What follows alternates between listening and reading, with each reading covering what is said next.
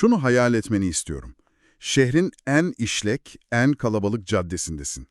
İnsanlar işlerine yetişmeye çalışıyor, kornalar çalıyor. Sıradan ve kaotik bir gün akıp gidiyor. Her zamanki metropol karmaşası yani. Aynen öyle. Sonra aniden her şey duruyor. Tüm trafik polisler tarafından kesiliyor. İnsanı inanılmaz geren bir an bu. Kesinlikle. Acil bir hastaya giden bir ambulans bile kenara çekilmek zorunda kalıyor. Sokaklar tamamen boşaltılıyor. Ve ardından sonu gelmeyen, zırhlı ciplerden, siren çalan polis arabalarından oluşan devasa bir siyasi konvoy geçmeye başlıyor. Filmlerdeki gibi. Evet, tam da öyle. Peki bu manzaraya baktığında ne görüyorsun? Mutlak bir güç mü yoksa tamamen başka bir şey mi? Açıkçası çoğu insan o konvoya baktığında sarsılmaz bir iktidar ve yenilmezlik görüyor. Zaten aslına bakarsan rejimin tam olarak hissetmeni istediği şey de bu. O kusursuz görünen güç gösterisi. Aynen öyle. Fakat bugün bu derinlemesini incelemede işin renginin hiç de öyle olmadığını konuşacağız. Görevimiz bu devasa korku tiyatrosunu aslında kimin tasarladığını çözmek. Çok iddialı bir görev bu. Öyle. Bugün masamızda Sapar İklim ve Exile Lab International tarafından hazırlanan çok çarpıcı bir analiz var. Başlığı da çok net. Gösterinin yönetmenleri, kişiselleştirilmiş devletlerde korku tiyatrosunu kim tasarlar? İsim zaten içeriğin ne kadar derin olduğunu hissettiriyor. Yani ilk bakışta hepimiz o konvoyun içindeki o tek adamın her şeyi ince ince planladığını sanıyoruz. Sanki her sabah kalkıp bugün ambulansları durdurun emrini bizzat o veriyor gibi. Oysa kaynak metnimiz bize bambaşka bir tablo çiziyor.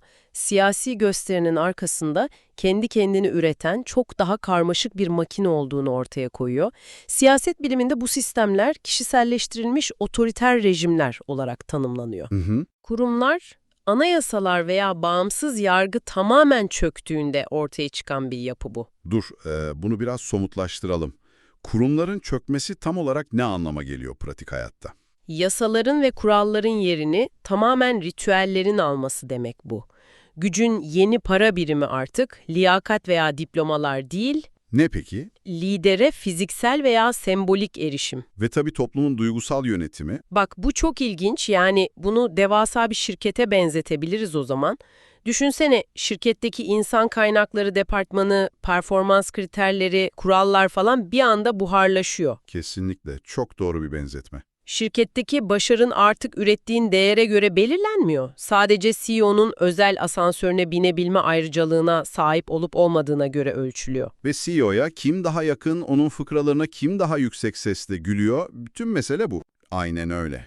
Tüm sistem sadece bu sembolik yakınlık üzerine kuruluyor. Liyakat sıfır. Hatta bunu bir adım öteye taşıyalım, metnin bize gösterdiği şekliyle. O CEO sadece maaşları dağıtan kişi değil artık. Metnin vurguladığı o inanılmaz tabirle duygusal bir düzenin merkezi haline geliyor. Duygusal bir düzenin merkezi.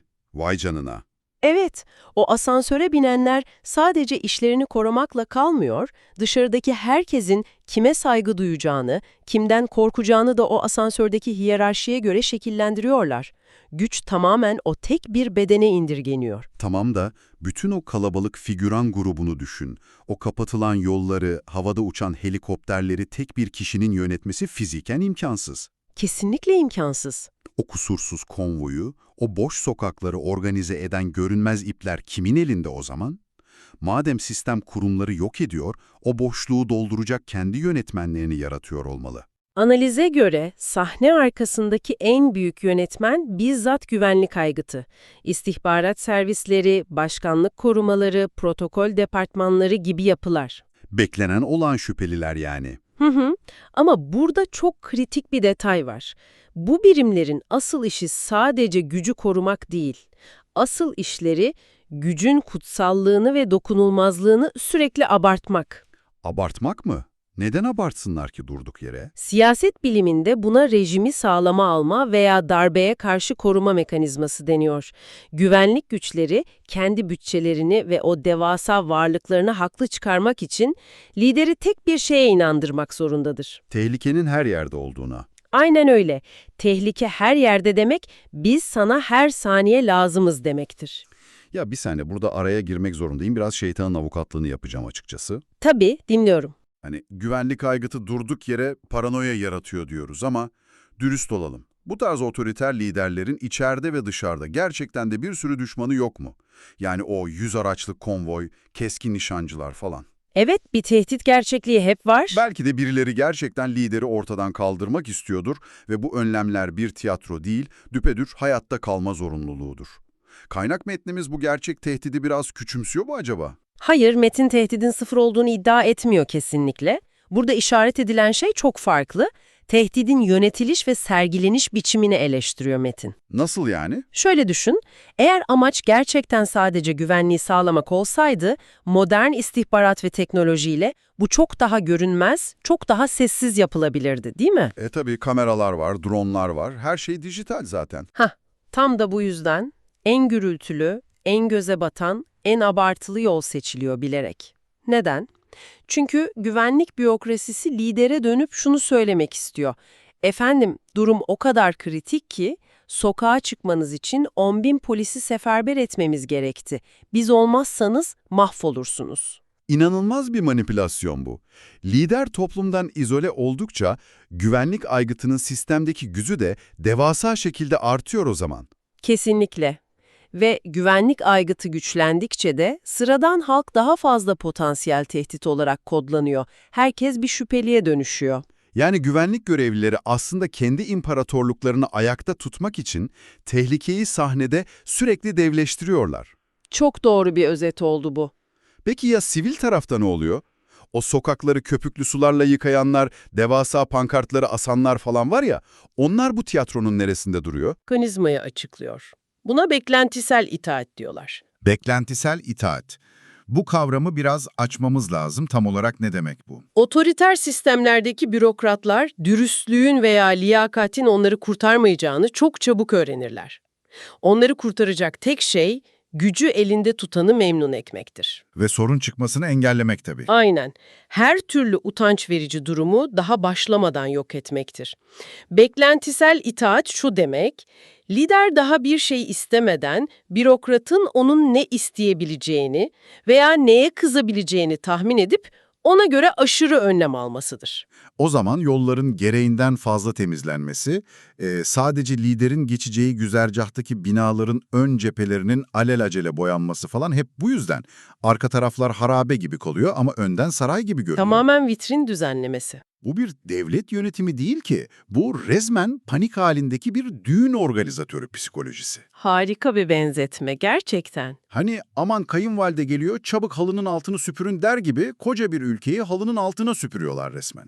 Trafikteki küçük bir aksaklık bile lidere yapılmış bir hakaret gibi algılanabiliyor sistemde. Tahmin edersin ki kimse o hatanın sorumlusu olmak istemiyor. Bu panik hali, sistemin kendi kendini içeriden nasıl radikalleştirdiğini gösteren en net kanıtlardan biri zaten. Korkunç bir döngü. Öyle.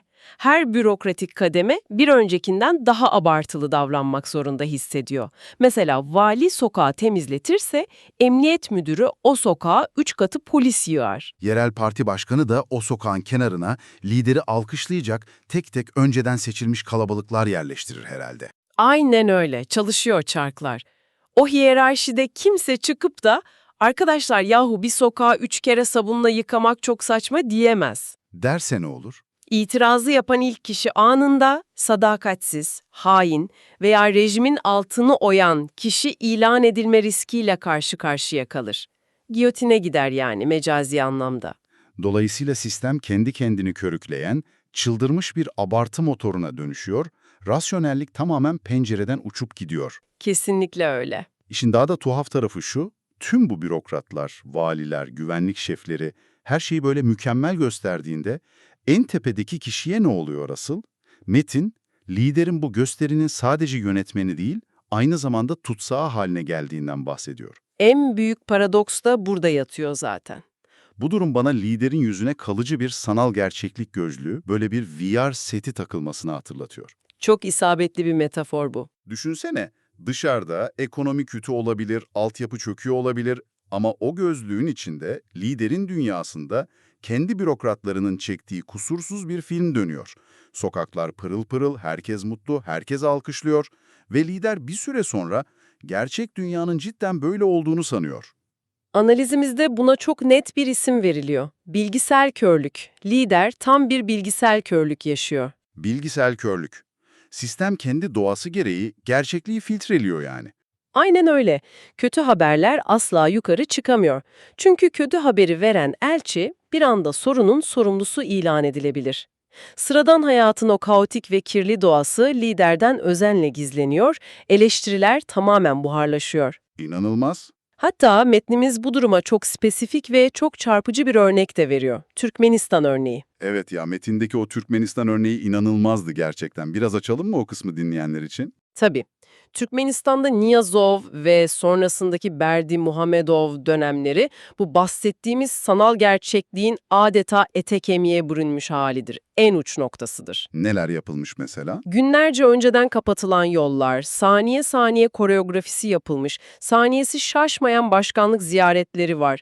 Düşün, Niyazov döneminde ayların isimleri bile kendi ailesinin üyelerine göre değiştiriliyordu. Yok artık. Ayların isimleri mi? Evet, şaka değil. Berdimuhamedov döneminde ise liderin at bindiği, bisiklet sürdüğü, etrafındaki herkesin aynı renk eşofmanlarla tek tip hareket ettiği o devasa devlet televizyon yayınlarını düşün. Wow. Herkes aynı eşofmanla aynı hareketi yapıyor.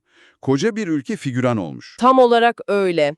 Lider artık gerçek bir ülkeyi değil, ülkenin sadece ve sadece kendisi için inşa edilmiş tiyatral bir versiyonunu yönetiyor bu nokta. İnsan gittiği her yerde çimlerin daha o sabah yeşile boyandığını falan görse, insanların komutla mekanik bir şekilde gülümsediğine şahit olsa, bir süre sonra ben galiba gerçekten bu kadar seviliyorum ve başarılıyım diye düşünmeye başlar ister istemez. İnsan psikolojisi bu. Bir süre sonra o yalana sen de inanırsın. Gerçeklikle bağın tamamen kopar. Peki ama eğer lider böyle sanal bir gerçeklikte yaşıyorsa ve bürokratlar bu kusursuz illüzyonu yaratıyorsa sürekli, sokaktaki sıradan insan yani sen, ben, şu an bizi dinleyen kişi, biz bu devasa tiyatroda hangi roldeyiz? Biz mi? Biz en zor roldeyiz aslına bakarsan. Metin özellikle o boş sokak fenomeninin üzerinde çok duruyor. Sokaklar neden boşaltılmak zorunda ki? Liderin o devasa kalabalıktan alkışlar içinden geçmesi gücünü daha havalı göstermez mi? Spontane gelişen yani kendi doğal akışında olan bir toplum bu tiyatral iktidar için inan ki en büyük tehlikedir. Doğal akış derken neyi kastediyoruz? Yani gerçek toplum içinde öngörülemezliği, itirazı, kazaları ve kontrol edilemeyen duyguları barındırır. İnsanlar doğal hallerindeyken senaryoya uymazlar. Çünkü ortada bir senaryo yoktur. Hı hı. Birisi aniden yola fırlayabilir, bir diğeri kızıp tepki gösterebilir. Veya daha da kötüsü ne biliyor musun? Bir başkası sadece ilgisizce telefonuna bakıp arkasını dönebilir. İlginç. İlgisizlikte rejime karşı bir tehdit olarak mı algılanıyor yani? Hem de en büyük tehditlerden biri. Gücün o kutsal ve dokunulmaz, herkesi titreten imajı, sıradan bir vatandaşın ona kayıtsız kalmasıyla bir saniyede yerle bir olabilir. Bu yüzden normal hayatın o an, o geçiş anında tamamen silinmesi gerekir. Her şeyin steril olması lazım. Aynen. Lider canlı ve öngörülemez bir toplumun içinden değil, siyasi olarak tamamen sterilize edilmiş bir boşluktan geçirilir. Boş sokakların asıl nedeni budur. Düşünsene, o esnada sen sokakta kendi hayatını yaşıyorsun. Sabah yapacağın çok önemli bir iş toplantısı var veya çocuğunu okula yetiştirme telaşındasın. Ya da daha aciliyetli bir durum. Evet, demin konuştuğumuz gibi belki de o kenarda bekletilen ambulansın içinde hastaneye can havliyle yatışmaya çalışan bir hastasın sen ve sırf bir sembolik geçiş töreni yapılacak diye koca bir sistem uğruna tüm hayatın olduğu yerde donduruluyor. İşte tam o an, o kaldırımın kenarında sessizce ve çaresizce beklerken, siyaset teorisyenlerinin duygu rejimleri dediği o devasa mekanizmanın hedefi oluyorsun. Duygu rejimleri. Evet, o geçen dev konvoy sadece bir ulaşım aracı falan değildir, aslında bir duygusal yönetim operasyonudur. Nasıl bir duygu yönetimi bu? Ne hissettirmeye çalışıyorlar? Metin bunu harika bir kavramla, o bahsettiğimiz inanılmaz formülle açıklıyor, küçüklük antropolojisi diyor buna. Küçüklük antropolojisi. Çok vurucu bir isim. Öyle. Her şey tek bir adam için durduğunda sistem sana ve tüm topluma acımasız bir ders veriyor. Senin zamanın önemsizdir. Wow. Senin hareket özgürlüğün şarta bağlıdır. Senin kişisel aciliyetin en tepedeki tek bir kişinin konforundan veya şovundan daha değerli değildir. Bunu kafana vura vura öğretiyor. Burada yine şeytanın avukatlığını yapacağım. Tabii. O sokağın boşaltılması, ambulansın o telaşta bekletilmesi hepimiz için çok can sıkıcı, evet kesinlikle. Ama o an oradaki sıradan polis memuru, ben şimdi bu insanlara küçüklüklerini hissettirmeliyim, onlara şuradan bir antropolojik ders vereyim diye düşünmüyor ki. Kesinlikle düşünmüyor. O adam sadece trafiği durdurmazsam amirim beni sürer diye düşünüyor. Kendi ekmeğinin derdinde. Buna küçüklük antropolojisi gibi felsefi büyük bir misyon yüklemek, sence de metnin biraz aşırı yorumlaması, hafif akademik bir zorlaması değil mi? Basit ve kötü bir trafik yönetimi skandalı olamaz mı sadece bu? Sistemin güzelliği ve aynı zamanda o dondurucu dehşeti de tam olarak burada gizli zaten. Ne açıdan? O polis memurunun felsefe yapmasına veya büyük resmi görmesine hiç mi hiç gerek yok. Sistemin mekaniği kendiliğinden bu ağır psikolojik sonucu doğuruyor. Kendi kendine işleyen bir saat gibi yani. Aynen öyle. En tepeden kasıtlı bir psikolojik işkence olarak tasarlanmamış olsa bile bu tekrarlanan eylemin toplumsal sonucu tam da budur.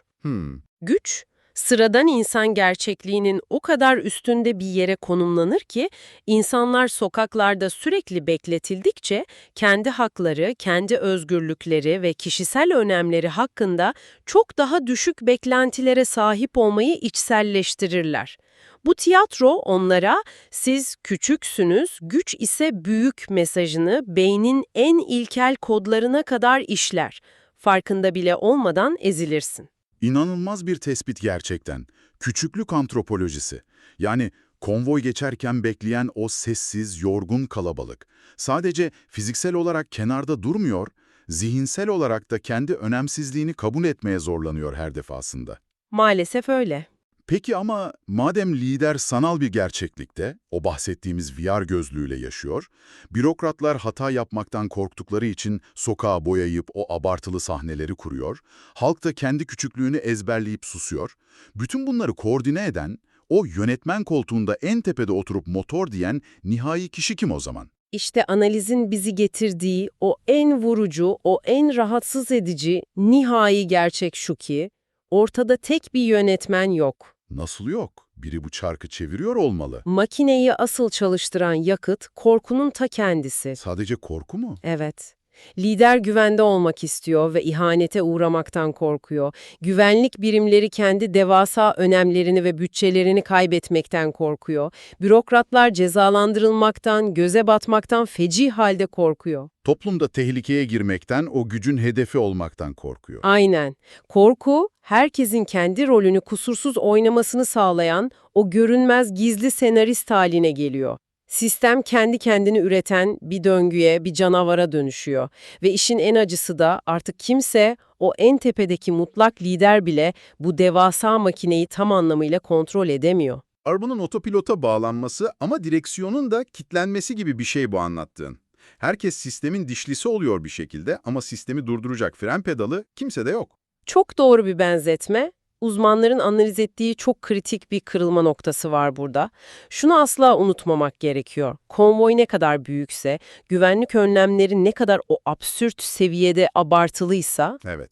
rejim içeride kendini o kadar savunmasız ve kırılgan hissediyordur aslında. Analiz buna kırılganlık kültürü diyor. Kırılganlık mı? O devasa gövde gösterisi, silahlar, yüzlerce araç nasıl bir kırılganlık olabilir ki? Çünkü kurumlar çöktüğünde ve bütün bir ülkenin koca varlığı, istikrarı tek bir bedene, tek bir aileye veya çok dar bir elit gruba bağlandığında o tek bedenin zafiyeti bütün bir sistemin zafiyeti haline gelir bir anda.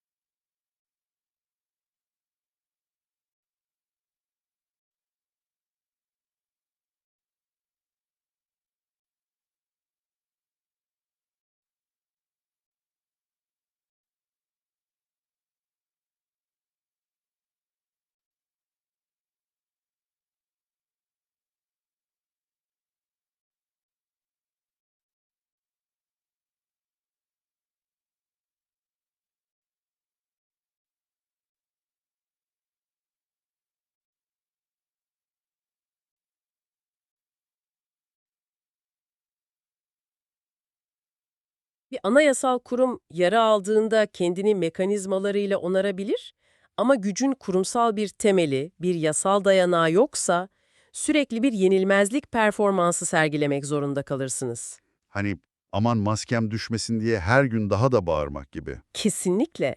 O sokakları sürekli boşaltırsınız çünkü o maskenin bir an bile sadece bir saniyeliğine düşmesi tüm o korku büyüsünü bozabilir. Bütün bu anlattıklarımız bizi gerçekten bakış açısını tamamen ters yüz eden bir noktaya getiriyor. Öyle, gerçekten. Gücün o muazzam gövde gösterisi zannettiğimiz o boş sokaklar, saniyelerce bitmeyen devasa siyah araçlar, o abartılı protokoller, suni sadakat mitingleri falan var ya, Hı hı. bunlar aslında mutlak ve sarsılmaz bir iktidarın sembolü değilmiş. Tam tersine devasa, sistemik bir korkunun itirafıymış. Aynen öyle. Yani güçlü oldukları için değil, içerideki o büyük zafiyetlerini ve kurumsal çöküşü saklamak için bu kadar büyük bir gürültü çıkarıyorlar. Gürültü aslında zayıflığı örtüyor. Sakapa iklimin ve Exile Lab'in analizinin bize sağladığı en büyük aydınlanma tam da bu. Bu kişiselleştirilmiş otoriter sistemler şehre adeta bir sahneye çeviriyor. Bürokrasiyi sürekli paniğe kapılmış bir organizasyon şirketine dönüştürüyor. Halkı da zorunlu bir seyirciye. Kesinlikle.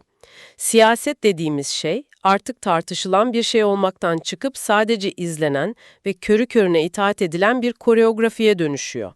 Ancak sistem bu güvensizliğini örtmek için sürekli bir yenilmezlik performansı sergilemek zorunda olduğundan aslında kendi büyük korkusunu tüm dünyaya bas bas bağırmış oluyor. Gösterinin yönetmenleri aslında kendi yarattıkları o korkunun tutsakları. Bu derinlemesine incelememizde ulaştığımız nokta gerçekten çok ufuk açıcı oldu. Umarım dinleyiciler için de öyledir. Eminim öyledir.